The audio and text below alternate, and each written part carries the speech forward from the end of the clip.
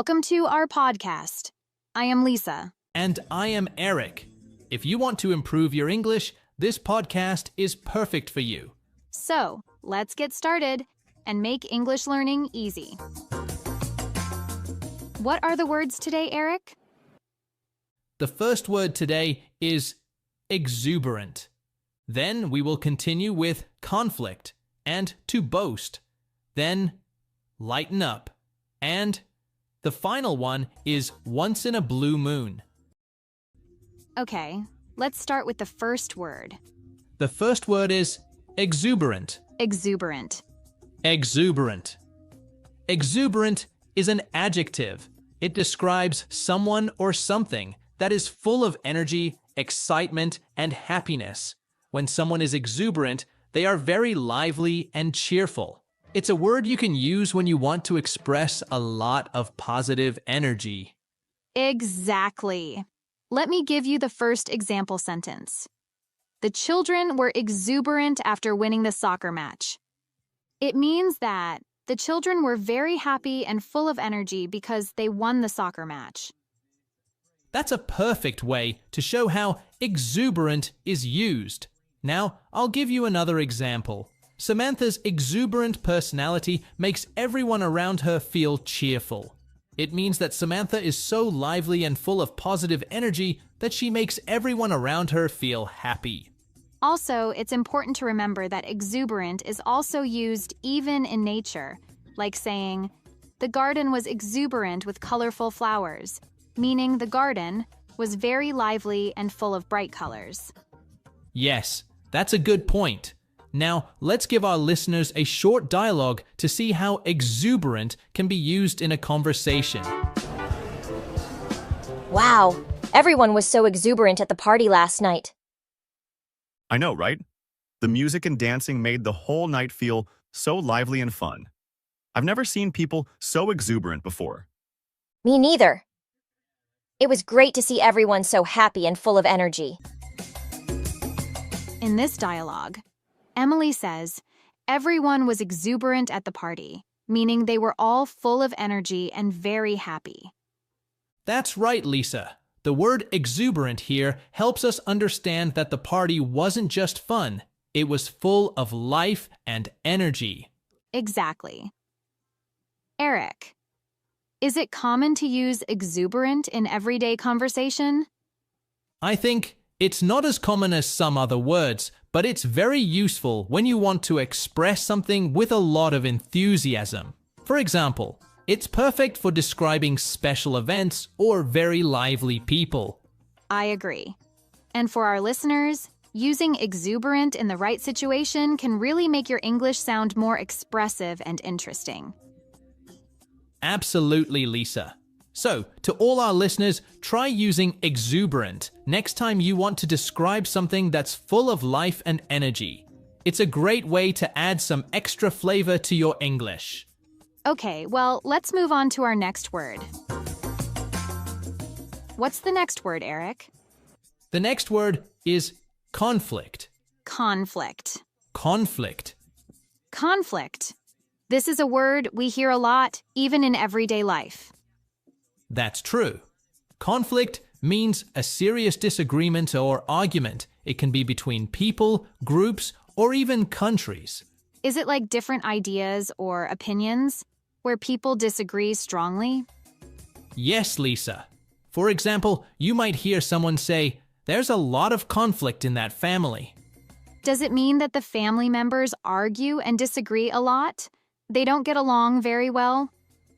Exactly. Can you give the next example, Lisa? Okay, this is mine. The two countries had a conflict over territory. This means that the two countries disagreed strongly about who owned a particular area of land. Good example. Lisa, now let's talk about how to use this word. Conflict can be used as both a noun and a verb. As a noun, we can say a conflict or the conflict. As a verb, we say to conflict with something. Their schedules conflict with each other, which means their schedules don't agree or match up. Yes. Now let's listen to a short dialogue where conflict is used.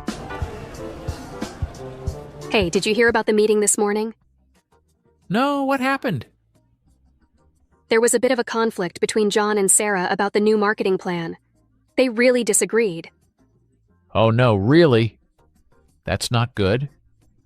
Because of the conflict, we might not continue the plan. In this dialogue, the colleagues are talking about a conflict that happened during a meeting. Yes, and it sounds like this conflict was a bit unusual for them because they usually work well together. Exactly, Lisa. Conflicts can happen in many different situations, at work, at home, or even between countries. What do you think, Lisa? How should people handle conflicts? I think the best way to handle a conflict is to talk about it calmly and try to find a solution that everyone agrees on. It's important to listen to the other person and to be respectful.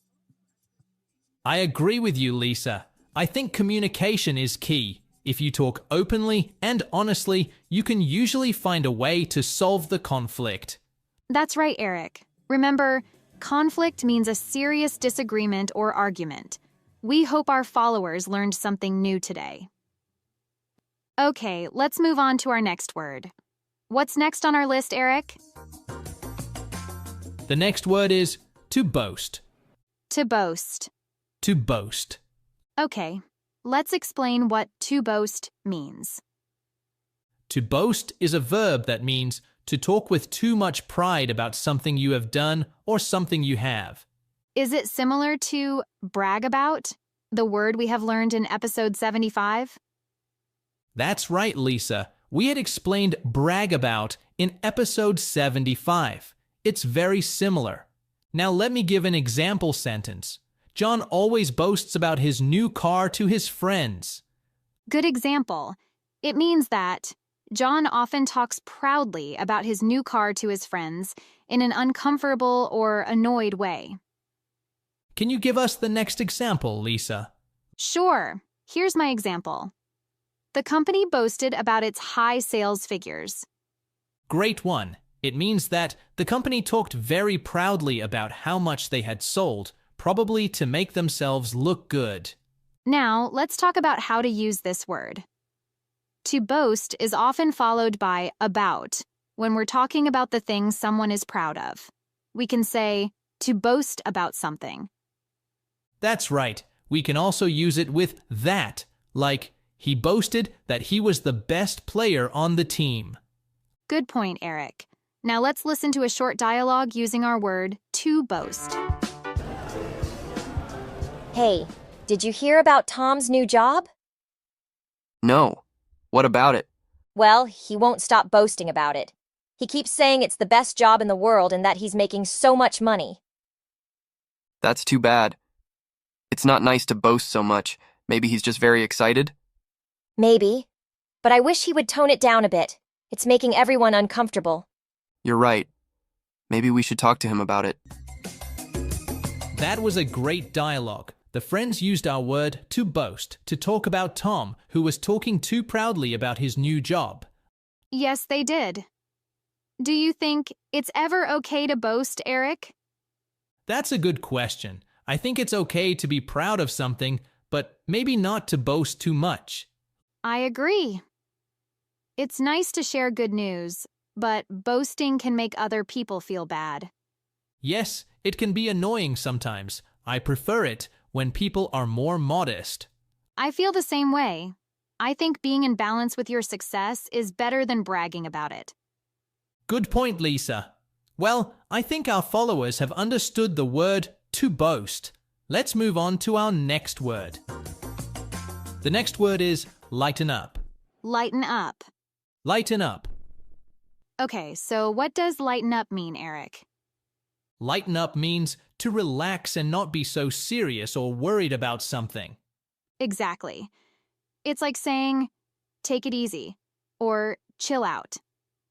Yes, Lisa, we also explained chill out in episode 76.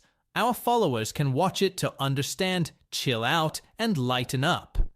Okay, we often use it when someone is being too serious or stressed about something. Let's give our listeners some examples. Lisa, would you like to go first? Sure, here's an example. Come on, John, lighten up. It's just a game, you don't have to win every time. So, in this example, John is probably taking the game too seriously, and the speaker wants him to relax and enjoy himself. Perfect. Here's another example. I know you're stressed about the presentation, but try to lighten up a bit. It'll be over soon. In this case, the speaker is trying to comfort someone who is feeling anxious about their presentation. Right. Now, how about a sample dialogue, Eric? Sounds good. Sarah, honey, why are you sitting here all alone? The other kids are playing tag. I wanted to play hopscotch, but Emily said I couldn't join their game. Oh, sweetie, I'm sorry to hear that. Honey, lighten up. Why don't you go find another game to play? Or you can even start your own game. Okay, Mom. You're right. Maybe I'll ask Michael and Ben if they want to play tag with me. Ah, that was sweet. Poor Sarah was feeling left out, but her mom gave her some good advice. Yeah, I think it's a good example of how we can use lighten up to encourage someone not to be sad. Do you think it's always easy to lighten up, Eric? That's a good question. I think sometimes it can be hard to lighten up when we're really worried. I agree. It's not always easy, but it can be helpful. Do you think some people find it easier to lighten up than others? Yes, I think so. Some people seem to be more relaxed naturally. Have you ever met someone who always seems lightened up? Yes, my cousin is like that. She's always smiling and relaxed. Really? I love people with that character. Being too serious all the time can be stressful. I agree. It's good to be serious sometimes, but also to know when to lighten up and relax. That makes sense. Well, that's all we have time for with our phrase, lighten up. Let's move on to our last word. The last word of today is once in a blue moon. Once in a blue moon. Once in a blue moon. Okay, let's explain what once in a blue moon means. It's an idiom that means very rarely or almost never.